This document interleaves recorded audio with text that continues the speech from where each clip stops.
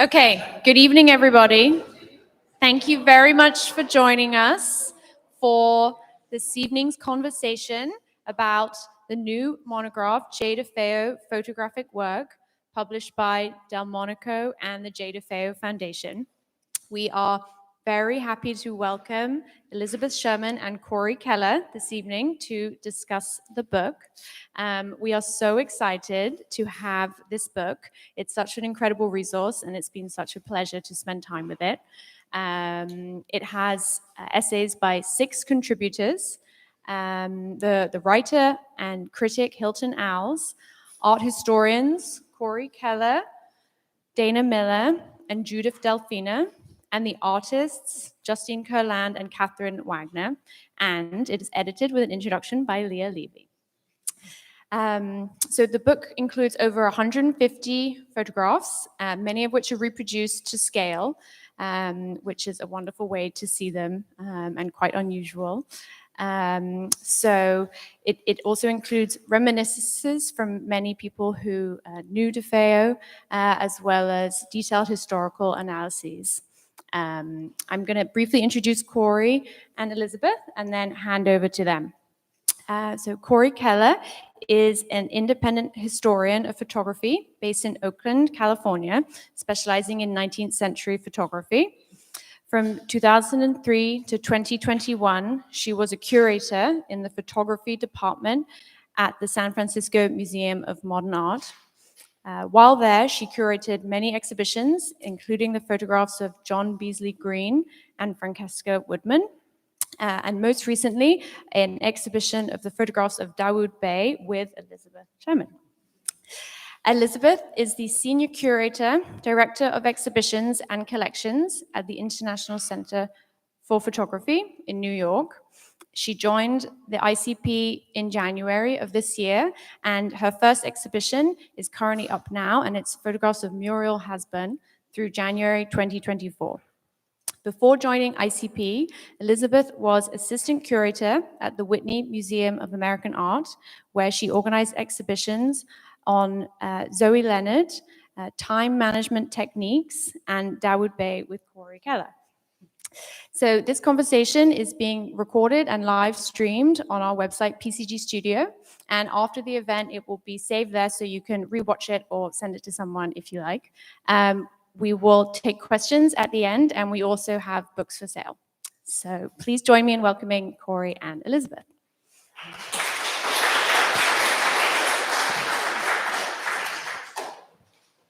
Thank you so much for that wonderful introduction. Thank you to the many, many people here with us tonight who we owe thanks to for the impetus for this conversation, for hosting us. I wanted to I'm going to make Corey talk for a little while, so I'm going to start a bit, but it was interesting hearing our bios together and actually being reminded, this is maybe a little bit personal, but of how Corey and I first became friends, and we met at a jurying portfolio review event and bonded over our shared origins at the Whitney Museum, basically having had the same job at different moments in time. And while that seems somewhat irrelevant tonight and a little bit personal, it's actually quite relevant because here we are talking about Jay DeFeo, and of course, as many of you know, and Corey will talk a little bit more, DeFeo is so well known for her work, The Rose, which is housed at the Whitney Museum. But we're here tonight to talk about a very maybe different and similar aspect of the practice. So the last thing I'm going to say before I ask Corey to kind of introduce us all to the subject at hand is I feel a little bit tonight like I am the outsider perspective. I was saying to Corey, I think there are a lot of, I don't know if we have podcast listeners in the audience, but there are a lot of podcasts these days that are structured with kind of one expert and one dilettante having a conversation. And as I rode in the cab over here tonight, I thought, oh, great, we're going to record our podcast. I am the dilettante. Corey is, in my estimation, the expert. And I hope that in our shared love for the artist, but maybe very differing levels of knowledge and perspective, something new comes out of this. So thank you, Corey, for the invitation. Okay, the dilettante is hardly the word I would use to describe Elisabeth, but one of the reasons I thought it would be fun to talk is when we worked together on the Dawood Bey show, I came at it from the sort of perspective of the history of photography, and Elisabeth always brought so many different perspectives. And by the way, if you want podcast or book recommendations, Elisabeth's your girl. I have like a whole Spotify list curated with things she recommends to listen to and read. But I loved talking photography with her because I would look at it one way and she always would sort of push back or add another perspective. So I hope that we can do that tonight. And it's funny because my first encounter with DeFeo's work at all was when I was my first job at the Whitney, when Lisa Phillips' Beat Generation show came. And I had nothing to do with the show, but I was wandering around in the galleries, probably avoiding what I was supposed to be actually doing, which was one of my tactics. And they happened to be installing the rose that day. And if you've ever had a chance to see the rose on the wall, it is a kind of, I mean, it's 2,000 pounds of paint, which is just mind-boggling. But to see it installed is something else because they wheel it in, it travels, and it's somehow it's a person. It travels on her back, and it's the size of a queen-size mattress. I mean, she's rolled in and then gently hoisted into this vertical position, and it takes like men, with a gantry to lift this thing. It's just majestic. And I was very young. I had never seen anything like this in my life. And it left such an impression on me. And then when I came to California, and I was working at SF MoMA, and we had one of these Armat casts in the collection, and I got to meet Leah Levy at the Trust, who very kindly invited me to come and look through the archives. And I spent, well, you'll see, seems to be I'm never going to get hired again for anything, but I was supposedly working at home on Fridays, but I was actually at the Trust going through photographs. And That's work. It was work, just wasn't the work I was being paid to do. It was okay. It worked out well. And so when the Whitney mounted the major retrospective, was that 2012? I can't even remember anymore, 2012. I had an opportunity to first write about DeFeo's photography.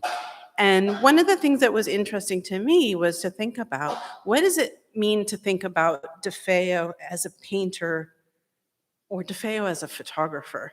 And I have a bias. I think a lot of art historians who focus on artists who paint will talk about artists who use photography. We never talk about artists who paint. We talk about painters and painters who use photography. But what would it mean to think about DeFeo not just as a painter who used photography, but as a photographer?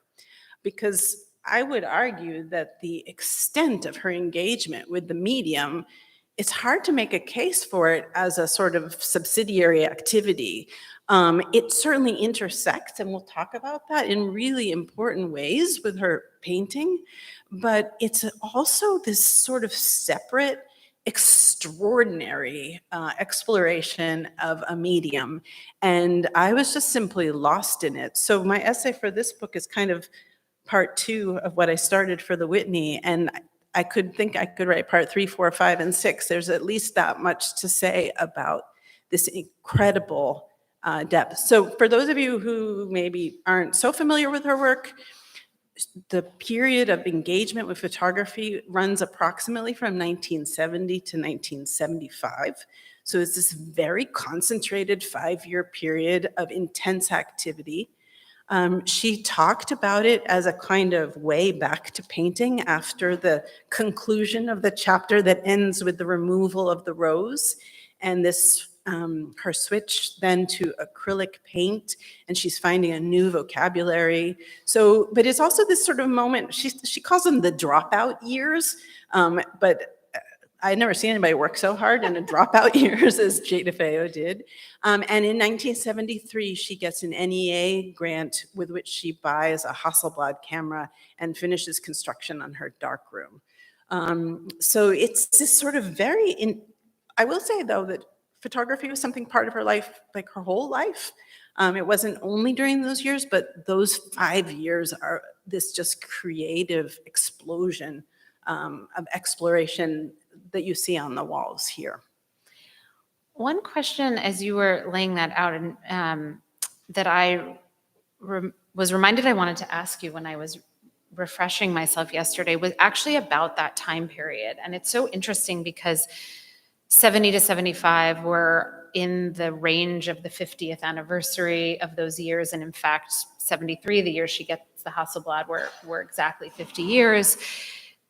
There's a lot of, I mean, I'm working at an institution now about to celebrate its 50th anniversary next year, a photography specific institution. There's a lot of photography milestones happening right now. And I thought maybe, I was wondering if you had thought about, you know, there's always the personal story of how somebody comes to work in a way or work with a medium, and then there's the external forces that they may or may not be aware of.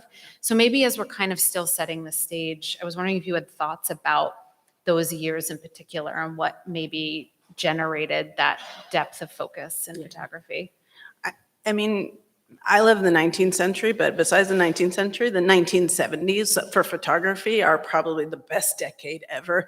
And it was, you know, it's funny, DeFeo talks about photography, and she said it hadn't been respectable up till that point. And it's true, photography wasn't respectable. I mean, I teach, and sometimes I try to explain to my students, like, that, you know, 50 years ago, galleries, not all galleries, but most galleries weren't showing photography. It wasn't seen as an art form to be celebrated in that way. But in the 1970s, that starts to change.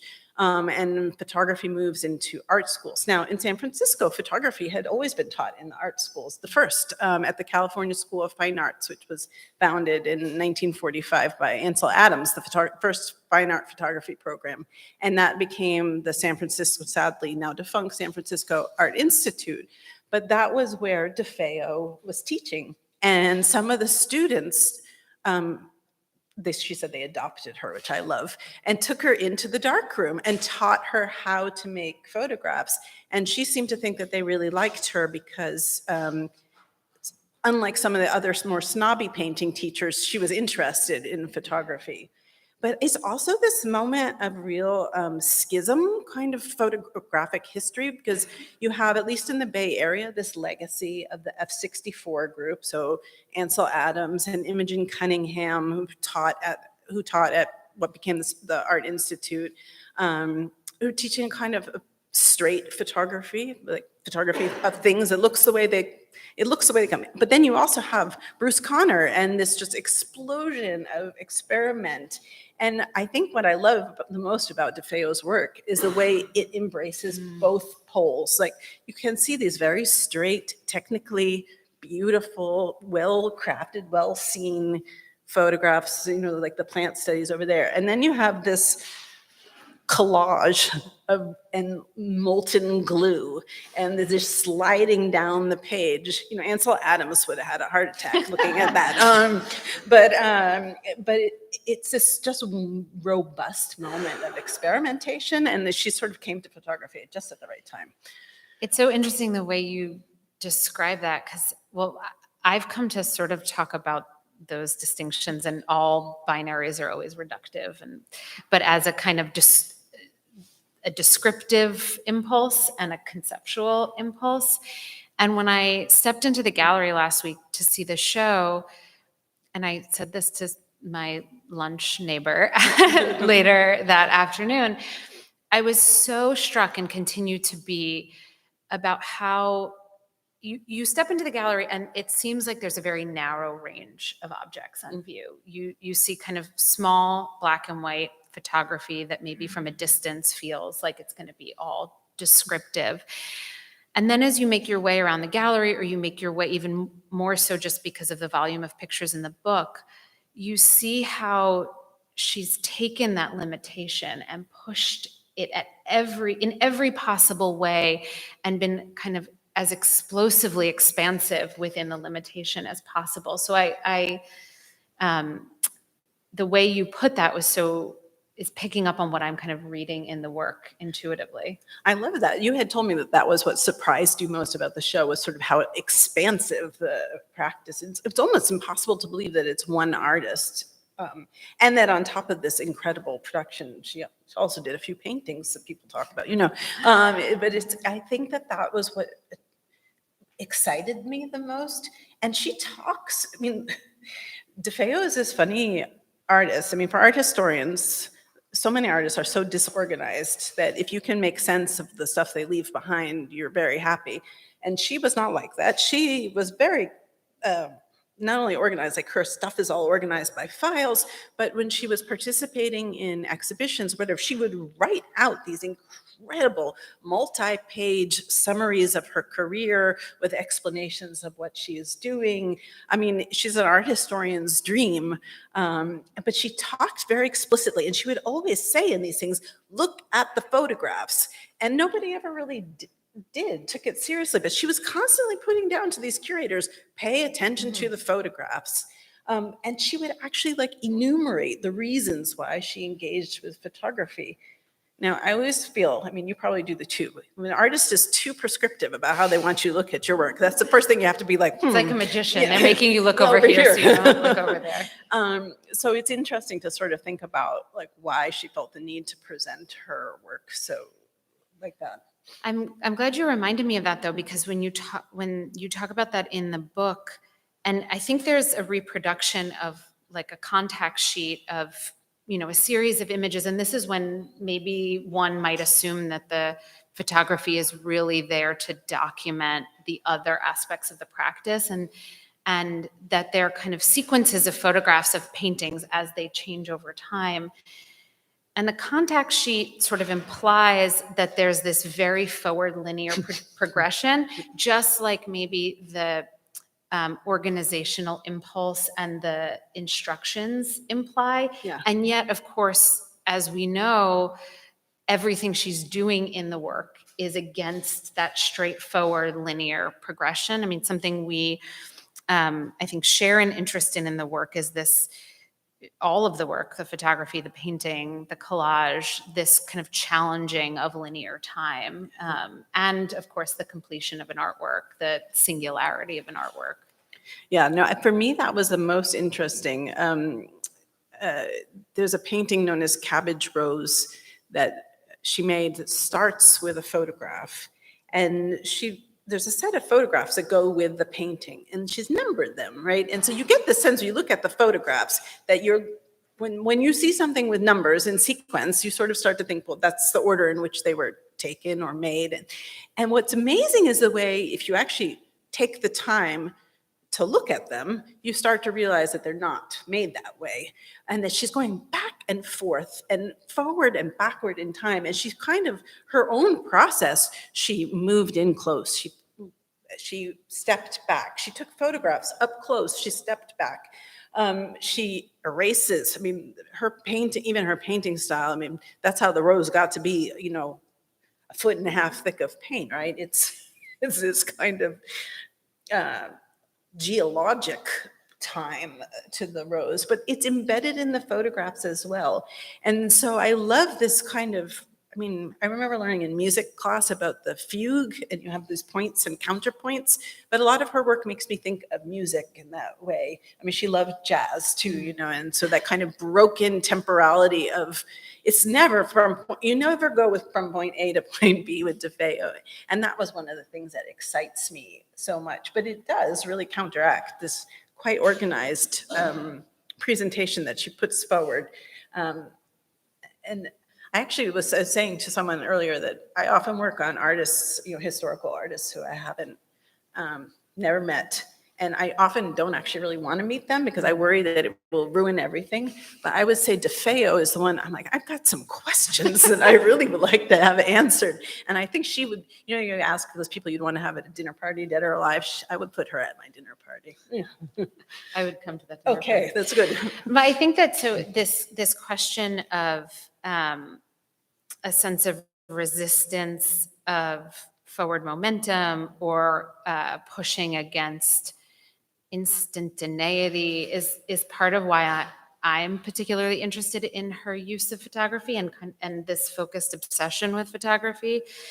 I think I've spent a lot of time recently thinking about practices that use the camera and use it even often in what we might think of as traditional ways, but really resisting this, you know, overdetermined sense that photography is quick, that it is instantaneous, that it not only captures, you know, a Cartier-Bressonian decisive moment, but that also, and I think when I talk to younger people, that's also really hard to unwrite in our understanding of photography today, but that not only can the camera and film or digital medium capture something that is more recursive, that is slowed down, that does create a looping back, and we should loop back to the looping back.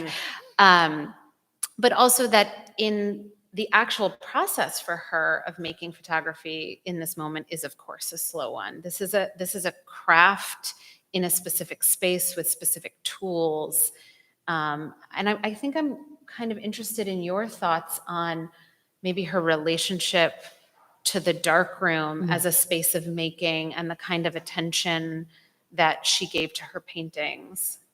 Yeah, I think that's, I mean, one of the things that's wonderful about examining objects themselves rather than reproductions is like on the backs of her photographs, they're all very carefully annotated. I don't know if you've ever taken a darkroom class, but if you did, like when I was we were supposed to write, you know, on the back of your print before you put it into the bath, how many seconds with what filter. You took notes on the back of your print so that when you had the print later and you wanted to make another one, you could see what you had done. And it was a way of tracking your progress. And all of her prints have that on the back. So she was a good student. The students at the Art Institute taught her real darkroom technique. And she, I mean, you'll see prints where she's done it darker, lighter, more contrasty, less contrasty, flipped it left to right. Then she crops them.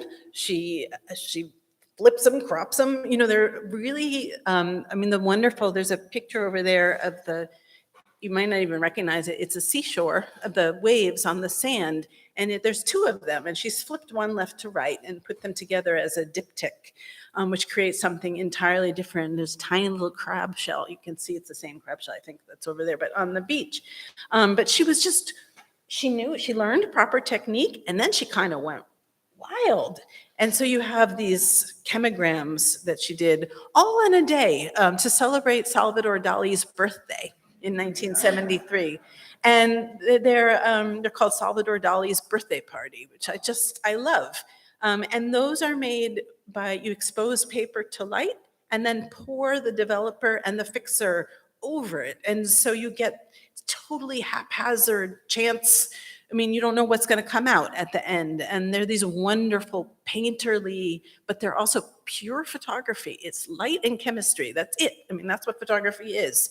It's funny to me, though, that she, they're for Salvador Dali's birthday, because the process is so much more like Ernstian than it is. Like Dali was more like the rose, was more, you know, more in control. And I also think it's interesting you bring those up in this conversation about time, because chemograms, especially such a loose painterly like chemogram, to me is about speed, is almost more about the individual moment because of how quick that process happens, and a kind of freezing in a way the wave pictures like create something solid and frozen and forever out of something that we know is so, it happened once, it will never happen again.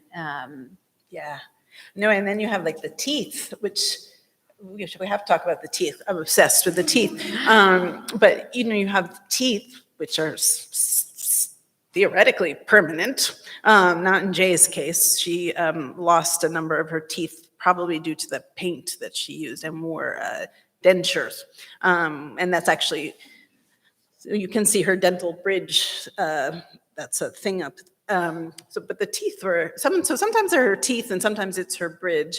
But theoretically teeth are like rocks, right? They're part of bones, they're part of your body. They're supposed to be something, you lose them once and then they're permanent. And there's the way they are sort of multiplying and sliding down the page. Like, to me, it's this, I don't know, I think about fossils, I think about, it has all these sort of weird geologic, sort of cataclysmic, catastrophic feelings that are attached to that. And there's that sort of sense of permanence and movement, of temporality and frozenness that I quite love in that work here. Well, and then she takes the bridge and in a much more descriptive photograph, puts it on a table where it's next to this beautiful silver etched box and on top of a linen tablecloth where you can see every wrinkle and every fold. And there's a kind of, you talk about so many of the binaries in her work, and one of them that I love the way you put, the precious and the abject. And in that picture, for me, the way that something we might otherwise think of as abject, or maybe she's still kind of making you aware of its abject qualities, but is really turning into something tender, a precious object, a beloved object. And all art history professors will tell you to get away from writing about the binary all the time and an either or, and yet some of the work I think that leaves us the most speechless has that quality of doing one thing and then doing its direct opposite at the same time. Yeah. The teeth for me were something so potent. I was immediately interested in those teeth, in part because one of the things I'm interested in is the relationship of photography to painting and sort of representation to abstraction. A dental bridge itself is a form of representation, right? They're not real teeth. They're representations of teeth. And to me, that became very interesting. And while DeFeo, I don't think, you can correct me, she wasn't religious in this sense, but she was interested in, you could spend hours just talking about her titles and her allusions to literature. And I kept finding these sort of religious references that were very interesting to me. And so I started thinking about the Christian relic, these bodily pieces of saints that are put in a cathedral. A cathedral is, in a sense, like a monument to these relics. And the way that these sort of, I'm sorry if I offend anybody, it's kind of disgusting, but this sort of, the teeth or the shin bone or the hair or whatever it is, that this stands in for this holy person who is absent but is somehow present in this kind of abject and yet exquisitely beautiful bodily remain. And so that was sort of where I started thinking about the bridge. And then she actually quite literally thinks about the bridge. She was this wonderful wordsmith, and she thought about the bridge as also a metaphorical bridge from one place to another. And at this point in her career, when she's leaving behind the moment of the rose, she starts to make these paintings. One's called Crescent Bridge 1 and Crescent Bridge 2. And you can actually see a photograph of the painting. And the painting itself is based on the teeth. And the teeth are these little, I guess they're porcelain teeth, bound together by a ribbon of metal. And then she turns them into this monumental moonscape of these boulder rocks into this painting. And she really was exploring all the different levels of representation, from the concrete to the metaphorical, from the idea of the relic as a stand-in for something sacred, and also as really the sort of abject and the bodily. And I think that, yeah, I know I'm supposed to stay away from binaries, but to me, it's that sort of, you can't tease them apart, and that's what makes them so powerful. Did she grow up in a religious tradition? Oh, no. Did she? Yeah, Catholic, right? Yeah. It's also so interesting. It's funny, earlier when you were talking about the rose, and I think you write this too, you use the geologic time and, teeth. And I've been thinking a lot about this. I'm in the middle of install, actually. And so Muriel Hasburn, whose show I'm installing right now, has a series of work that are just kind of reprinting her father's dental x-rays. He was a dentist. It's actually work that Corey encountered many years ago.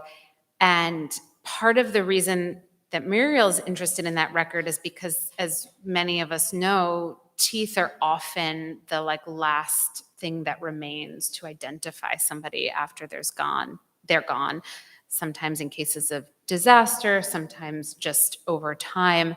And so this association with geologic time and the ways in which teeth hold a record of a person in a much greater span of time than maybe the rest of the fragile being does is maybe some of why that, even if you don't know that or aren't thinking that actively, that they kind of pierce through the picture. Apparently, the most common dream that women have is of their teeth falling out. I have packing nightmares, but Yeah. No, it's interesting. 'Cause, I mean, I have to have a Valium to go to the dentist. So so my obsession with the teeth has been, but I think to me, it's so at the heart of her project. These issues of temporality, of representation, of abstraction, of the relationship between her photographs and her painting practice, and the way that they both converge and diverge in these ways. And the way she was able to transform something so inconsequential in certain ways into something so extraordinary is also part of that for me. Pushing on this temporality a little bit further, I asked you this in advance, but I want to ask you it again. I think I've started to think about her practice as a whole, and maybe some of the aspects of it that she really draws out in the photography as a kind of archival practice. That there's this sense of return to one's own materials, return to remnants of old works, return to forms that has a kind of archival quality. And I was curious your thoughts on that. Yeah, it's really interesting. I mean, that was one of the things. There's sort of these motifs that pop up over and over again, which I found very compelling. And one of them is this a loop shape. It comes up. She draws or paints these goggles, which have a loop shape. She has magnifying glasses of a loop shape. The teacup handle has a loop shape. But there's also these ideas of sort of looping through time. And she works with the archive in sort of different ways, both that kind of what she called her visual diaries. So which was what I was talking about before, these sort of numbered records of her work, where she's photographing works in progress. But as we know, it's not a very linear record of the work in progress, but it does sort of enter into her own creative process. Then she actually has these slide lectures that remain intact. She also made prints from her family's historical photographs, which I found very interesting. That's something I would be interested to sort of think about. Like when she's learning how to print, she actually was going back to old family photographs and making prints from those old, which I think is. Did she hold on to? I don't know. Do we have those? No. Yeah. And so that to me she's just so engaged with the way photography can historicize something. So that was, whether it's her own history or the history of her paintings, or and you'll see the sort of. She also had these incredible archival collections of photocopies of images. If you look through some of the works on the wall, there's one, she had these collections of images that she used for inspiration that pop up repeatedly through her work, always around, and she had them filed by subject. So she was deeply engaged with that kind of collecting, ordering, historicizing, but also the kind of sense of abundance, creative abundance that an archive can furnish. And yet it's so interesting, despite the fact that I described the photography as so expansive, when you're talking, it's making me think back to the collages and how, unlike so many people who work with collage, not that the collaging act disappears, but she's really carefully, in my experience with the work, choosing source material that kind of works together, that from a distance maybe reads as a whole, and it's only upon closer inspection that you see that some things are clipped from one place, that it's in fact a collage.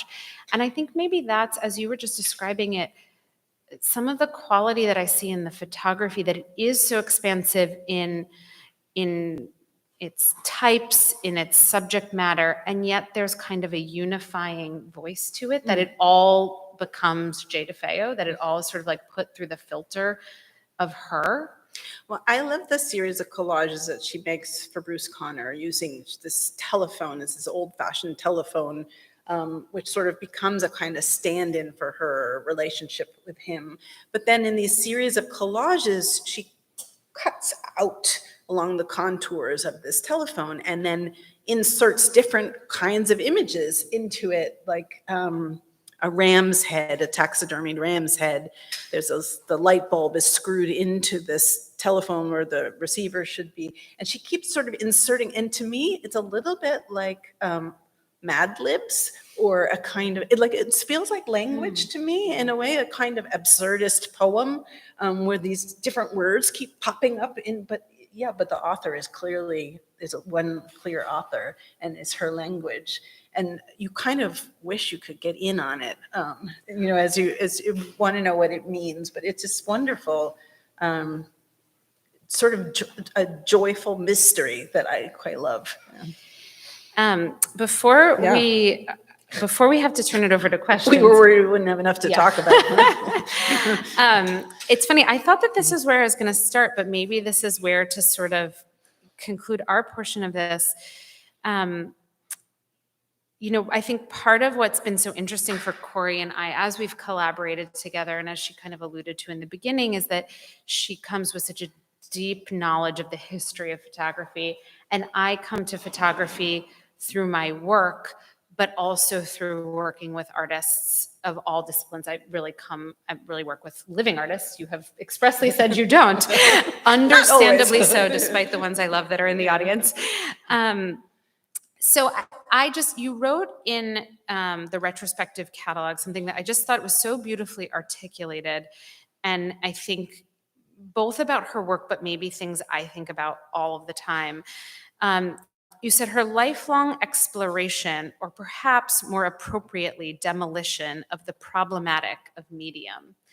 And I wanted to ask you to talk a little bit more about that, maybe from your perspective. And well, what I liked looking at, she articulates this herself to a certain degree, like what her goals were for photography. But when I think about photography first as a sort of descriptive medium, right? That's what it's best known for. It describes the world or the thing in front of the lens, theoretically, without intervention. That's a whole nother topic. But so she really explored that in ways like she certainly didn't in her painting. One of the things I'm intrigued by is like the objects that she photographs remain those objects in photographs, whereas in paintings, even if those objects are the jumping off point, they become something else. So there's this descriptive, so you would say, John Tarkovsky wrote a famous book, The Photographer's Eye, and he breaks down photography into these sort of categories. There's the frame, time, the thing itself. I can't remember the other two. It's like, I think they take my photo historian credentials away for that. But it's essentially, what are the qualities that make a photograph unlike other kinds of medium?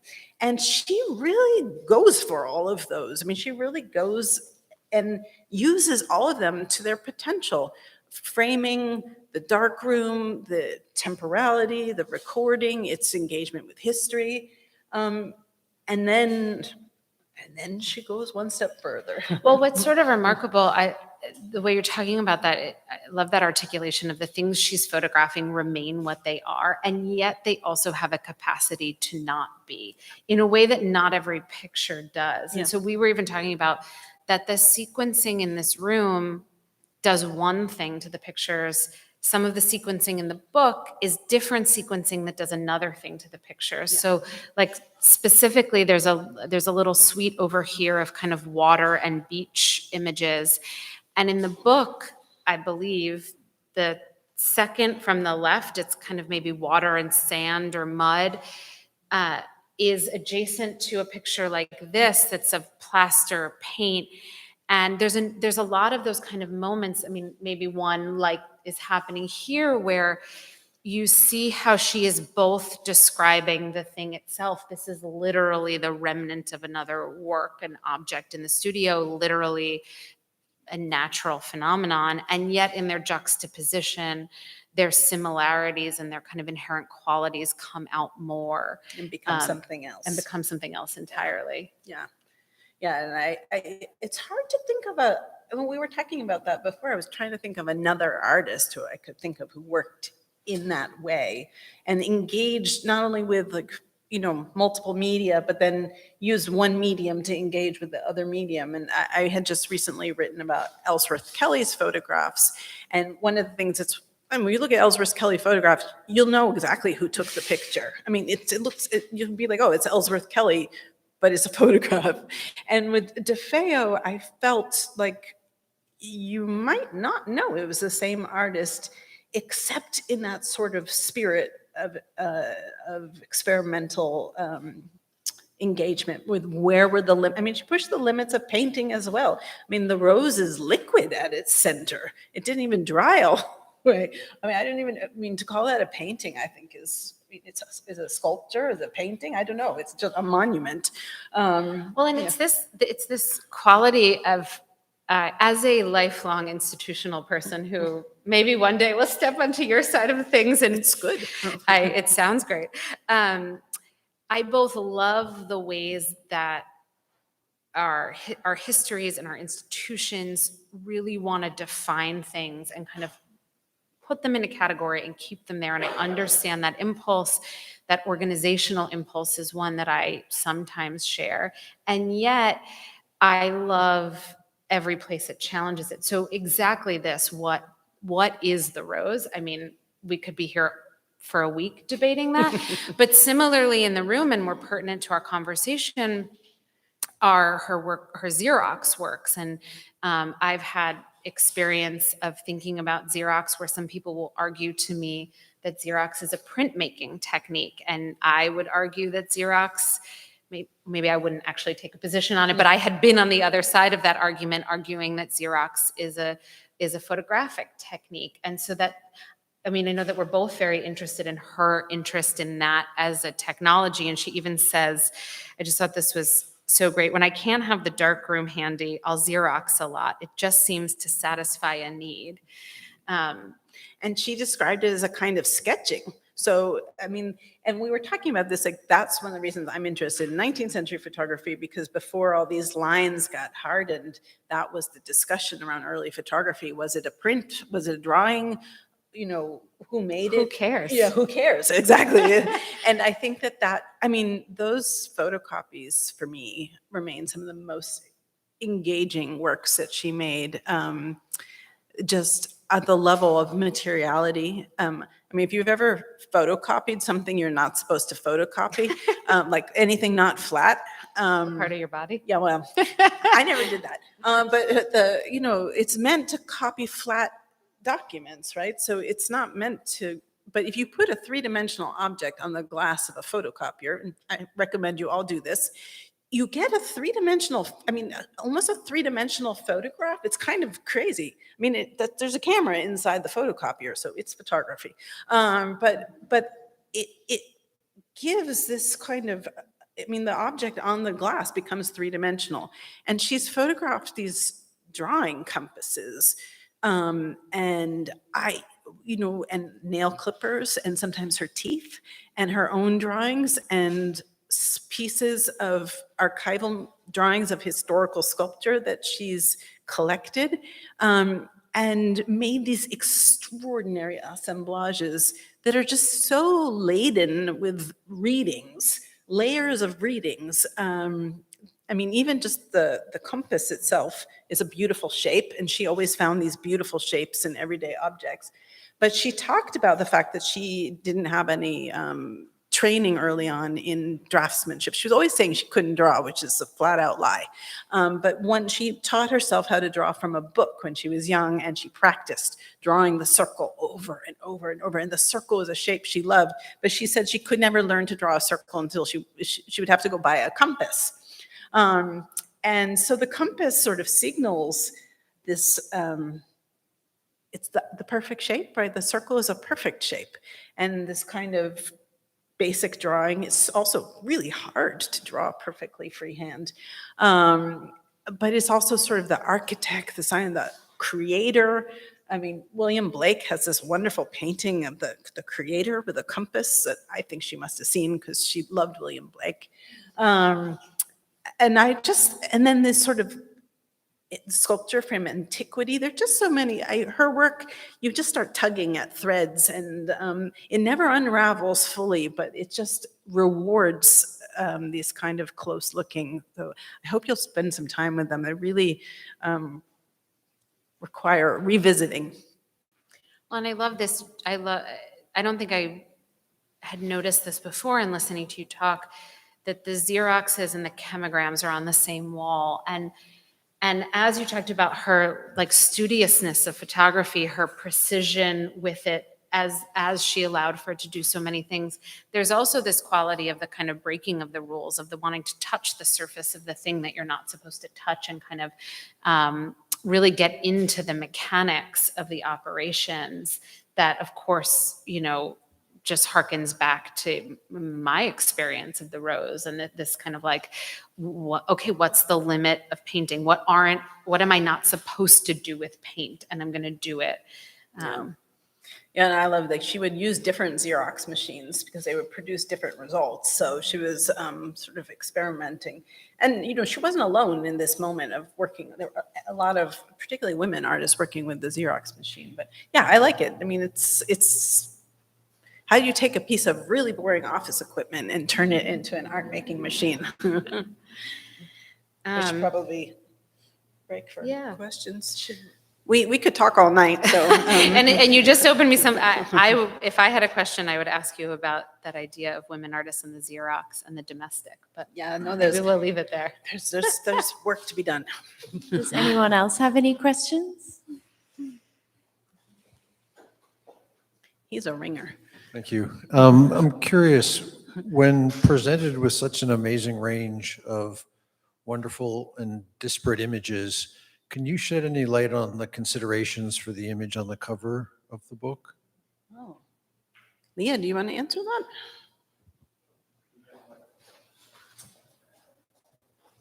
It's one of my favorites. Absolutely. It was a long conversation, and long and endless conversation. This photograph is of a bust of Nefertiti that was in her studio. She has double exposed it with a very early work from the early 50s, which was also abandoned, called White Spica. I think the world calls it White Spica, but she called it White Spica, so the foundation calls it White Spica. And so there's this fragment circling it. And then there's a black square, which is a mirror. And if you look carefully, you'll see that she taking the photograph is reflected in it. So it had all of these layers of her artwork, of art history, of herself. And I would add women, Nefertiti and Jay DeFeo. The White Spica for me is, besides the teeth, I'm obsessed with the White Spica because it's named after a star. And one of the things that's extraordinary about the star is now dead. You can still see it, right? Because the light traveling from those stars takes millions of years before it reaches Earth, and it continues to reach our eyes long after the star is dead.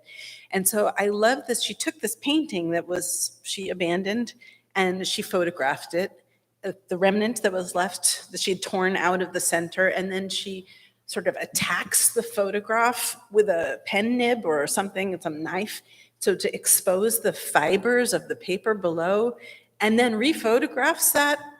And so it's like this paint, you can see like this whole series. And I love this idea of this painting from the 50s speaking across time, named after a star that also speaks across, I mean, it's not even geological time. I don't know what that celestial time, there you go, which is something, and the sort of combination of the presentness of DeFeo with the historical figure of Nefertiti it's just, to me, this is sort of like one of the most powerful pictures she ever made. Any more questions? No? Okay. Well, thank you very much, Corey and Elisabeth. Thank you, Corey.